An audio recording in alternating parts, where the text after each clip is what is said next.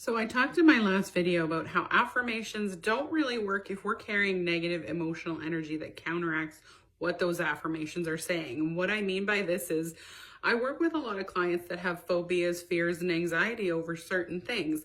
And while they're trying to manifest a better life for themselves, they're trying to create a better life through various means. A lot of times they're using affirmations. And while affirmations are a great tool, they need to be used repeatedly, and they need to be used enough times to counter the old programming you might have. But if you're carrying a negative emotional energy that is also countering what you're saying in the manifestation or the affirmation, you're not going to be feeling what you need to feel to have that work. So if you know anything about affirmations and manifestation, if you've been listening to some of the people who talk online about that, some of the coaches and the gurus, what they say is you need to think it, but you also need to feel it. And here's the problem.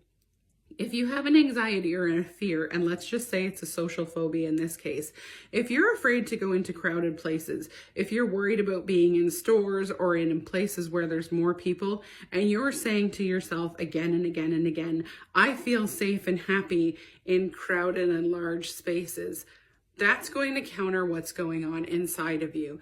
And if you go into a large space or a crowded space and you all of a sudden have a negative emotional energy that you're carrying from a past experience, and it's constantly being triggered on a subconscious level by things that you see, hear, and feel when you go into those spaces, that negative emotional energy is going to start vibrating and it's going to start increasing, and you're going to develop that anxiety, that nervousness, that panic, the feelings of lack of control that will come up when you're in that situation.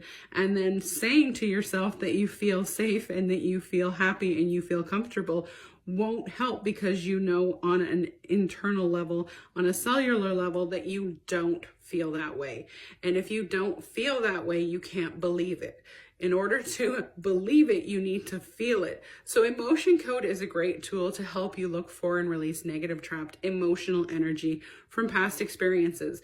What does that mean? That means you might have had an experience where you were in a large social gathering or social setting, and something happened to you where you created a feeling of an anxiety or nervousness or a fear response, and that stayed with you. Instead of processing it, instead of talking about it, instead of letting the emotions come out, you held on to it and you kind of did the, I'm just going to hold on to this. I'll deal with it later. I'm going to look like I'm okay. I'm going to look like I'm strong. I don't want anyone to think I'm not okay. And you repress that emotional energy. And when you do that, you hold on to that, but your subconscious attaches that to other things. It attaches it to triggers. Again, things that you see, hear, and feel that you're not even consciously aware of a lot of times.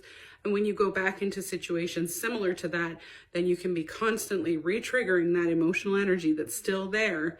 And then you're going to have a hard time in those situations no matter what, until you release that energy, get rid of it, and get it out of the way so that you can start to go into those situations with a more mindful approach, and you can start feeling like, okay, I'm going to take a deep breath. I'm going to recognize that that was a past experience.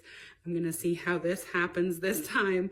And you can start affirming, and you can start believing, and you can start manifesting from a space where you don't carry that negative energy.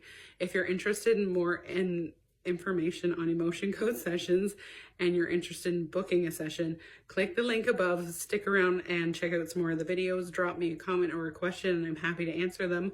Hop on over to YouTube or try and catch me here, because I will be going live and doing some free mini sessions or sessions for subscribers every now and again when I can, usually Tuesdays and Thursdays Atlantic Daylight Time. So try and catch me, and I am happy to try and do a mini session for you or answer any questions that you have.